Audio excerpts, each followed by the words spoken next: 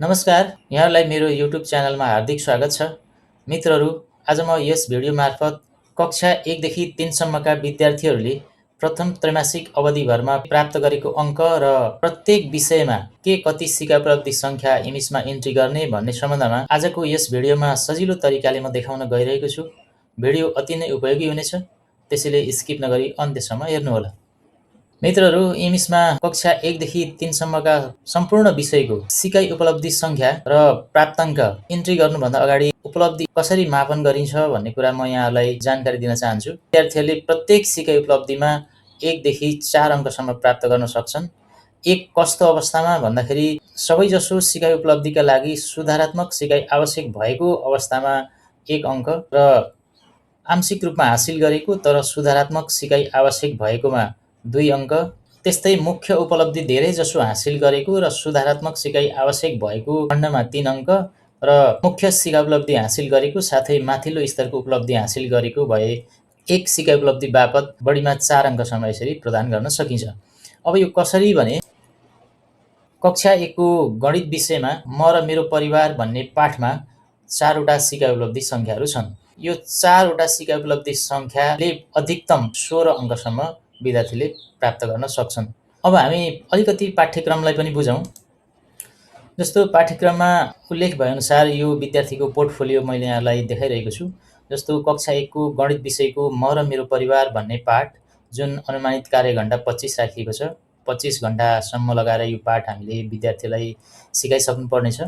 र यहाँ जस्तो म र मेरो परिवार भन्ने पाठमा 1, 2, 3 वटा 4 वटा सिकाइ उपलब्धिहरू छन्। र यसै गरी कक्षा 1 देखि 3 सम्मका सम्पूर्ण विषयको प्रथम त्रैमासिक अवधिभरमा कतिवटा सिकाइ उपलब्धिहरू मापन गर्नुभयो, ती सिकाइ उपलब्धि सङ्ख्या र ती सिकाइ उपलब्धि सङ्ख्याहरूमा विद्यार्थीले कति अङ्क प्राप्त गरे त्यो अङ्क जोडेर इङ्ग्लिसमा इन्ट्री गर्नुपर्ने हुन्छ। अब हामी इङ्ग्लिसमा कक्षा 1 देखि 3 सम्मको विद्यार्थीहरूले प्रथम त्रैमासिकमा प्राप्त गरेको अङ्क इन्ट्री गर्नतर्फ लागौँ। इङ्ग्लिस लगइन गरिसकेपछि हामीले मार्क्स इन्ट्री 1 to 12 मा क्लिक गरौँ। यहाँ हामीले मार्क्स इन्ट्री गर्नुभन्दा अगाडि विद्यार्थीहरूको सिम्बल नम्बर कायम गर्नुपर्छ भन्ने सूचना आएको छ। मैले अलरेडी विद्यार्थीहरूको सिम्बल नम्बर कायम गरिसकेको छु।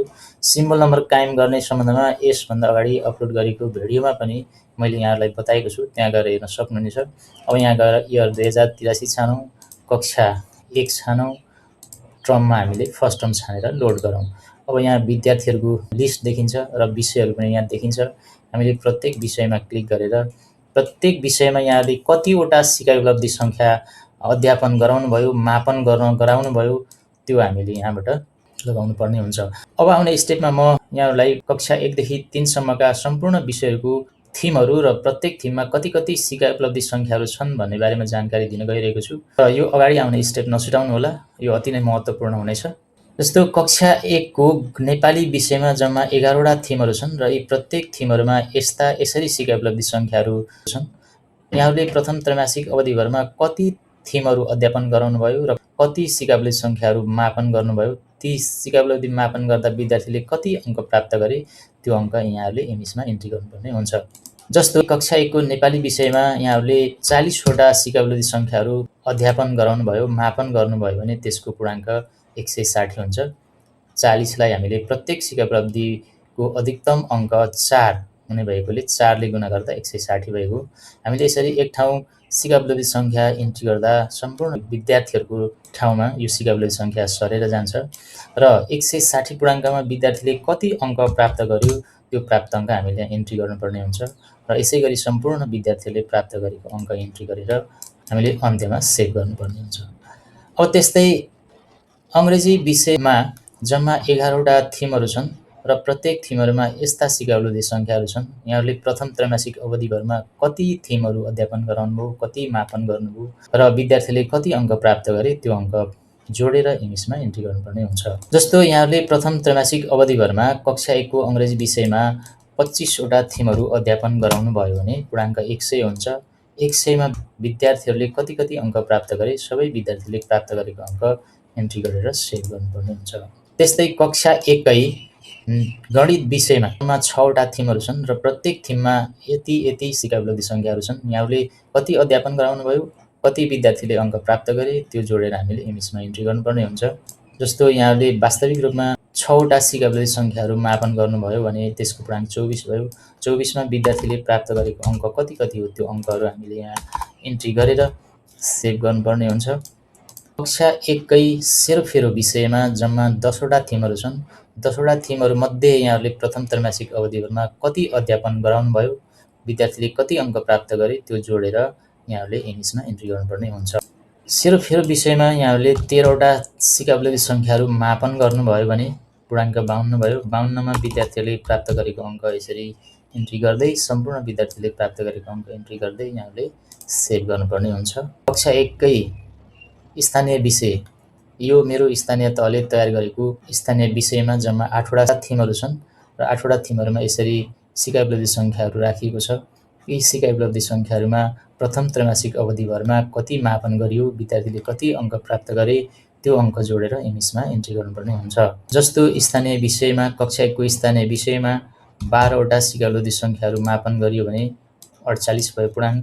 48 मा विद्यार्थीहरूले प्राप्त गरेको अङ्क, सम्पूर्ण विद्यार्थीहरूले प्राप्त गरेको अङ्क इन्ट्री गरिसकेपछि सेभ गर्नुपर्ने हुन्छ। यसै गरी कक्षा 2 को नेपाली विषयमा जम्मा 11वटा थिमहरू छन्। 11वटा थिमहरूमा यसरी प्रत्येक थिममा सिकाब्लदी सङ्ख्याहरू राखिएको छ।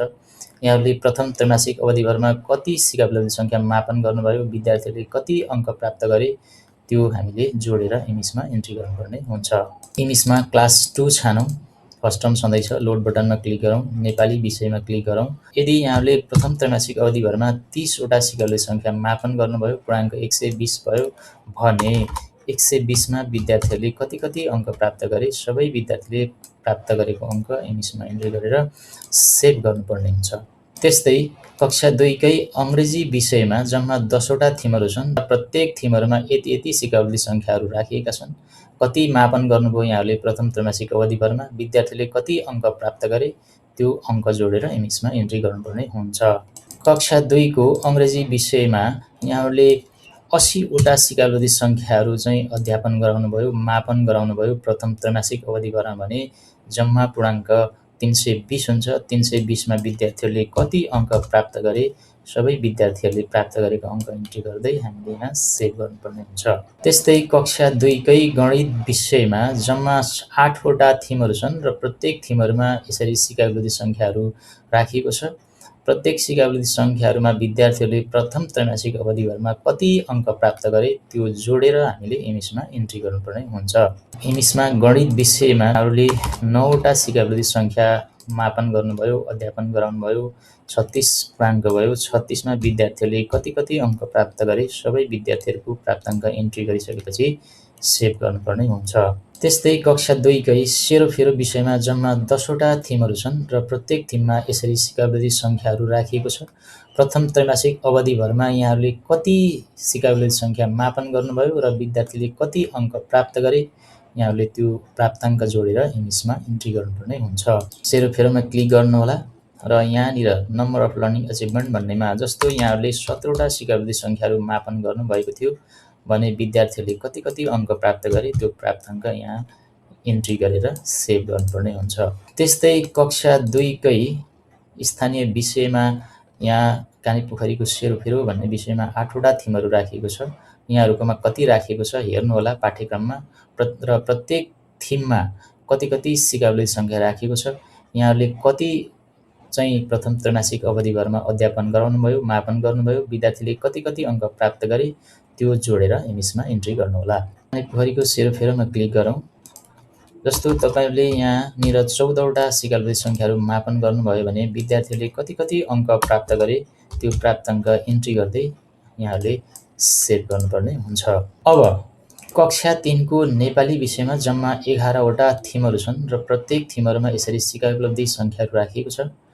यहाँहरूले प्रथम त्रैमासिक अवधिभरमा कतिवटा थिमहरू विद्यार्थीहरूलाई अध्यापन गराएर मापन गर्नुभयो र ती सिकाब्लदी सङ्ख्याहरूमा विद्यार्थीले कति कति अङ्क प्राप्त गरे त्यो जोडेर इङ्ग्लिसमा इन्ट्री गर्नुपर्ने हुन्छ। त्यसको लागि इङ्ग्लिसमा कक्षा 3 छानौँ।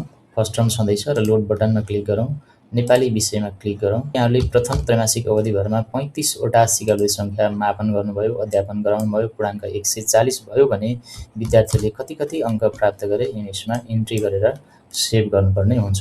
त्यस्तै कक्षा 3 कै अङ्ग्रेजी विषयमा जम्मा 10वटा थिमहरू छन्। प्रत्येक थिममा यसरी सिकावृत्ति सङ्ख्याहरू राखिएका छन्। यहाँहरूले प्रथम त्रैमासिक अवधिभरमा कति अध्यापन गराउनुभयो,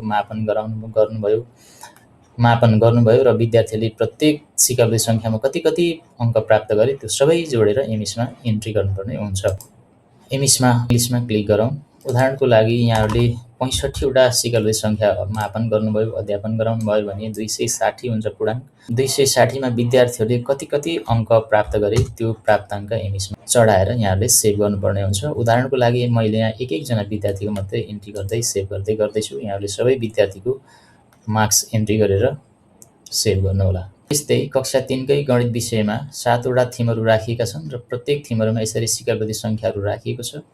यहाँले प्रथम त्रैमासिक अवधिभरमा कति सिकावृत्ति सङ्ख्याहरू मापन गर्नुभयो, प्रत्येक सिकावृत्ति सङ्ख्यामा विद्यार्थीहरूले कति कति अङ्क प्राप्त गरे त्यो जोडेर एमइसमा इन्ट्री गर्नुपर्ने हुन्छ। म्याथमेटिक्समा क्लिक गरौँ र यहाँनिर नम्बर अफ लर्निङ अचिभमेन्ट भन्नेमा उदाहरणको लागि यहाँहरूले 9वटा सिकावृत्ति सङ्ख्याहरू मापन गर्नुभएको थियो प्रथम त्रैमासिक अवधिभरमा भने 36 भयो पूर्णाङ्क। 36मा विद्यार्थीहरूले कति कति अङ्क प्राप्त गरे सबै विद्यार्थीले प्राप्त गरेको अङ्क एमइसमा इन्ट्री गर्दै सेभ गर्नुपर्ने हुन्छ। त्यस्तै कक्षा 3कै सेरोफेरो विषयमा जम्मा 10वटा थिमहरू छन्। प्रत्येक थिममा यसरी सिकावृत्ति सङ्ख्याहरू राखिएको छ। यहाँहरूले प्रथम त्रैमासिक अवधिभरमा कति सिकावृत्ति सङ्ख्याहरू मापन गर्नुभयो, अध्यापन गराउनुभयो, विद्यार्थीले कति कति अङ्क प्राप्त गरे त्यो जोडेर एमइसमा इन्ट्री गर्नुपर्ने हुन्छ।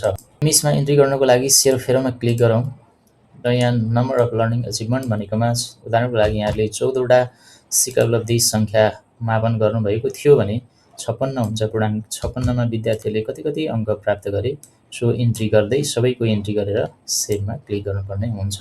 त्यस्तै कक्षा 3कै स्थानीय विषयमा यहाँ जम्मा 8वटा थिमहरू छन्। यहाँहरूकोमा कति छ, प्रत्येक थिममा कति कति सिकावृत्ति सङ्ख्या छन्, यहाँहरूले कति सिकावृत्ति सङ्ख्या चाहिँ अध्यापन गराउनुभयो, मापन गर्नुभयो, त्यसमा विद्यार्थीहरूले कति कति अङ्क प्राप्त गरे त्यो जोड्दै एमइसमा इन्ट्री गर्नुपर्ने हुन्छ। एमइसमा इन्ट्री गर्नको लागि कानेपोखरीको सेरोफेरोमा अथवा स्थानीय विषयमा यहाँहरूको के छ त्यसमा क्लिक गर्नुहोला र यहाँहरूले 12वटा मात्रै सिकावृत्ति सङ्ख्या मापन गर्नुभएको थियो भने 48 हुन्छ पूर्णाङ्क। 48मा विद्यार्थीले कति कति अङ्क प्राप्त गरे सो अङ्कहरू सबै विद्यार्थीले प्राप्त गरेको अङ्कहरू एमइसमा इन्ट्री गर्दै गरिसकेपछि सेभ गर्नुपर्ने हुन्छ। र यसरी हामीले कक्षा 1 देखि 3 सम्मका सम्पूर्ण विद्यार्थीहरूले प्रथम त्रैमासिक अवधिभरमा प्राप्त गरेको अङ्क एमइसमा इन्ट्री गरिसकेपछि हामीले विद्यार्थीहरूको ग्रेड सिट निकाल्न सक्छौँ। ग्रेड सिट निकाल्नको लागि एमइसमा म्यानेज एक्जाममै क्लिक गरेर ग्रेड सिटमा क्लिक गरौँ र इयर छानौँ, क्लास छानौँ। सपोज मैले 2 छाने, यहाँ फर्स्ट टर्म छानौँ र लोड बटनमा क्लिक गरौँ। यति गर्ने र हामीले यहाँनिर रिजल्टमा क्लिक गर्ने भने यहाँ यो विद्यार्थीको ग्रेड सिट यस्तो खालको निस्किन्छ। यो विद्यार्थीको प्रथम त्रैमासिक अवधिभरको प्रगति प्रतिवेदन हो। हामीले यसलाई प्रिन्ट गरेर विद्यार्थीको अभिभावकलाई पनि दिन सक्छौँ। र मित्रहरू, आज मैले यहाँहरूलाई कक्षा 1 देखि 3 सम्मका सम्पूर्ण विषयको थिमहरू, प्रत्येक थिमका सिकावृत्ति सङ्ख्याहरू, प्रथम त्रैमासिक अवधिभरमा अध्यापन गराइने थिमहरू पोर्टफोलियोमा कसरी राखेका हुन्छन्, कसरी मापन गर्ने र कसरी एमइसमा इन्ट्री गर्ने भन्ने सम्बन्धमा यहाँहरूलाई यस भिडियोमा देखाएँ। यो भिडियो यहाँहरूलाई कस्तो लाग्यो कृपया प्रतिक्रिया, सुझाव र सल्लाह दिनुहोला। यदि यहाँलाई यो भिडियो उपयोगी लागेमा लाइक, सेयर र कमेन्ट गरिदिनु होला। यदि यहाँहरू नयाँ हुनुहुन्छ भने यस्तै उपयोगी भिडियोहरू यस च्यानलमा आइरहने हुनाले यो च्यानललाई सब्स्क्राइब गर्न नबिर्सिनु होला। भिडियो अन्त्यसम्म हेरिदिनु भएकोमा यहाँहरूलाई धेरै धेरै धन्यवाद। पुनः यस्तै उपयोगी भिडियोमा भेट्ने बाचा गर्दै यहाँहरूबाट बिदा हुन चाहन्छु। हवस् त, नमस्ते।